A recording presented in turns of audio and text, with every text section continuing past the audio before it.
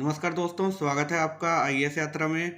Friends, आज हम बात करने वाले हैं business responsibility and sustainability report के विषय में। काफ़ी ज़्यादा न्यूज़ में है। आज हम जानेंगे कि ये रिपोर्ट किसके द्वारा जारी की गई है और इस रिपोर्ट को जारी करने का उद्देश्य क्या है।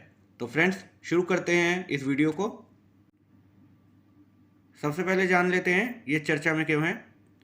तो भारतीय प्रतिभूति और विनिमय बोर्ड अर्थात सेबी ने सूचीबद्ध संस्थाओं द्वारा पेश की जाने वाली बिजनेस सस्टेनेबिलिटी रिपोर्टिंग के लिए नई आवश्यकताओं को प्रस्तुत करने का निर्णय लिया है।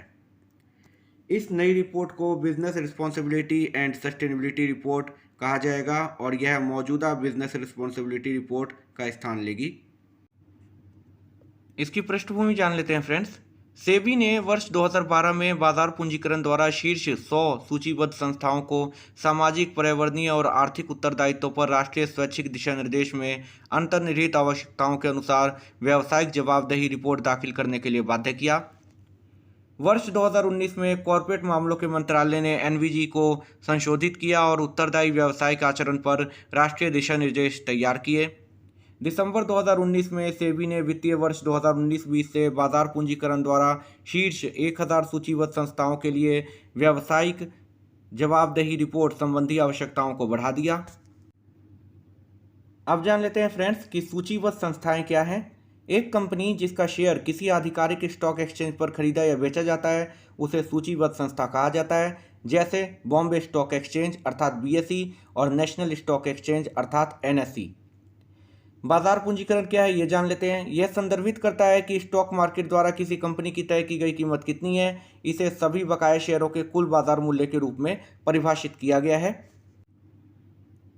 किसी कंपनी के मार्केट कैप की गणना करने के लिए बकाया शेयरों की संख्या को एक शेयर के मौजूदा बाजार मूल्य से गुणा किया जाता है।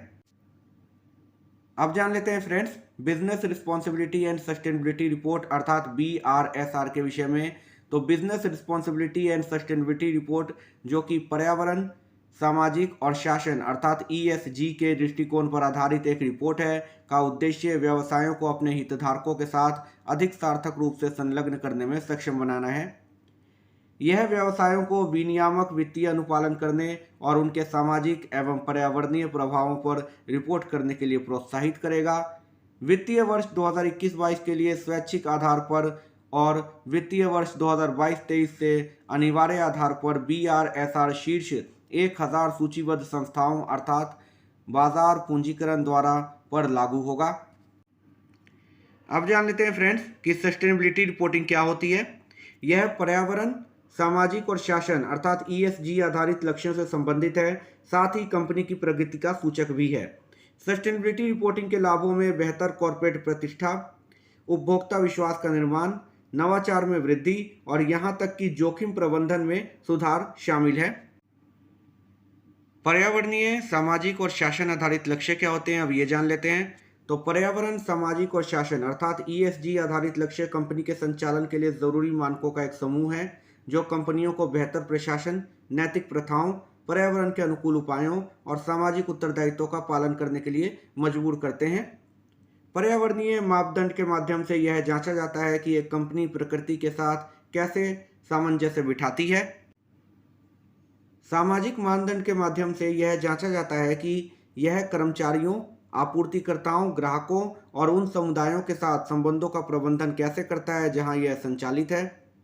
शासन एक कंपनी के नेतृत्व, कार्यकारी वेतन, लेखा परीक्षा, आंतरिक नियंत्रण और शेयर धारक के अधिकारों से संबंधित है। वीडियो के एंड में फ्रेंड्स बात कर लेते हैं उत्तरदायी व्यवसाय के विषय में।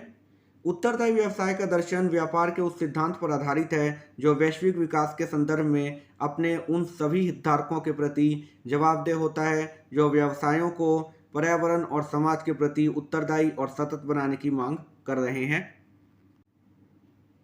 जलवायु परिवर्तन, पर्यावरणीय जोखिमों, बढ़ती असमानता आदि से संबंधित वैश्विक चुनौतियों के संबंध में व्यवसाय जगत को लगातार जागरूक किया जा रहा है ताकि समाज में व्यवसायों की भूमिका को फिर से परिभाषित किया जा सके और उन्हें केवल धन पैदा करने वाली आर्थिक इकाइयों के रूप में ना देखा जाए। किसी कंपनी के प्रदर्शन को न केवल शेयर धारकों की वापसी के आधार पर मापा जाना चाहिए बल्कि यह भी देखा जाना चाहिए कि वह अपने पर्यावरणीय, सामाजिक और सुशासन के उद्देश्यों को कैसे प्राप्त करता है।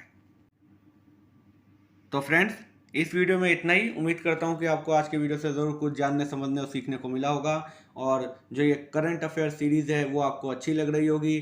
तो फ्रेंड्स, मैं इसी तरह से आपके लिए डेली करंट अफेयर्स लाता रहूँगा। आप मेरे चैनल को सब्सक्राइब कर दीजिए। यदि आपको ये वीडियो पसंद आया तो एक लाइक ज़रूर कर दीजिए, और ज़्यादा से ज़्यादा इसको शेयर कर दीजिए जहाँ भी आप शेयर कर सकते हैं। और फ्रेंड्स, तब तक के लिए goodbye. Do take very good care of yourself. अपना ख्याल रखिए friends. Thank you for watching.